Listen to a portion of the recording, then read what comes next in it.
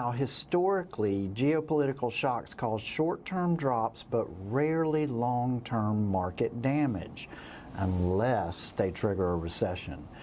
Let's just kind of talk through some of these ways that people can be protecting themselves in times like these. And I want to start with the first thing I would say is maintain diversification here. Don't be overly concentrated in one asset class, sector, or country, and make sure that you are very well diversified in your investment portfolio. So it's a simple one, Stewart. How many times have we seen people come in and they feel like they're diversified, but it's really among 5 or 6 stocks, or they have 8 different accounts that are all kind of doing the same thing. And they feel diversified. They feel physically diversified because they're logging into multiple different accounts, but they're essentially invested in the same thing. We see a short-term window where certain sectors are going to do really well and others are going to do really poorly. So don't mistake diversification for lots of different accounts. One of the analysis that we do for clients is we run a report called the Stock Intersection Report, and what that report does is it shows us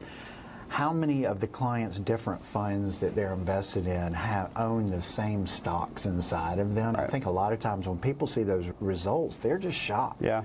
They think that, because you own all these different index funds and because you have a fund of funds, so to speak, that you are well diversified, and what they come to find out is really they own a lot of the same stocks inside of these funds, and it's a shocker to them. So, don't just think by owning all these different funds that you're well diversified, because chances are, you might be, yeah, but chances are you're not as well diversified as you think you are. So come in and let us run that report for you. Let us show you how that works and open your eyes to whether you really are diversified or not. So the other thing that we do at the firm, I think it's just critical to investing well in retirement, because investing in retirement is a whole different ball game than when you're in those growth accumulation years, just trying to hit those double-digit returns and really not worried about any of these other moving parts. But when you get to retirement, there's all kinds of other things to think about. We use time horizon investing in the firm. What that means is if you come to us, and most people come to us and they've had one portfolio basically their entire accumulation life, where they've been just accumulating assets and have done a good job with it.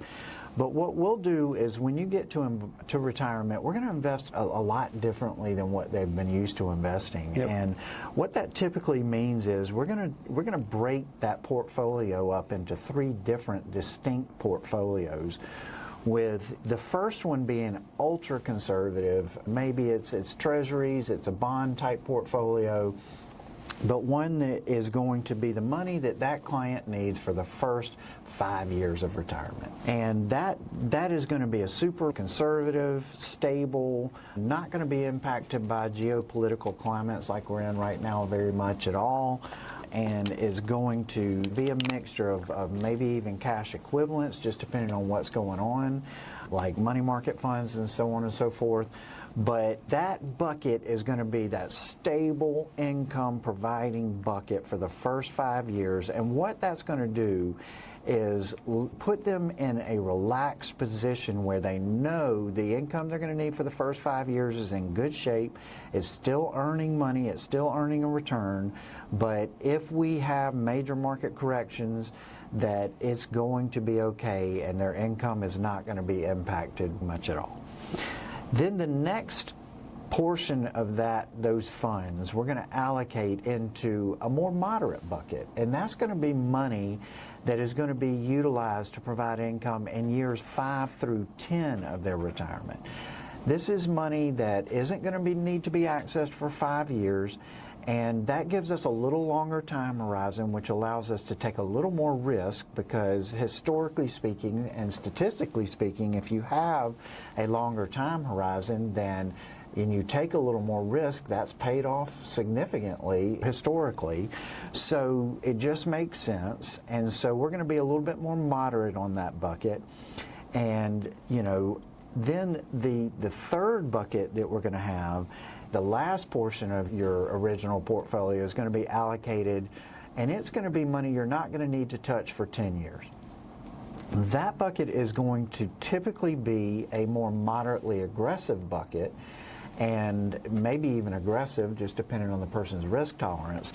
But the thought process there is, if we're not going to need this money for 10 years, we've got that longer time horizon, and again, historically speaking, the more risk you take and the longer time horizon you have, the better off you've been as far as returns go over that 10-year period.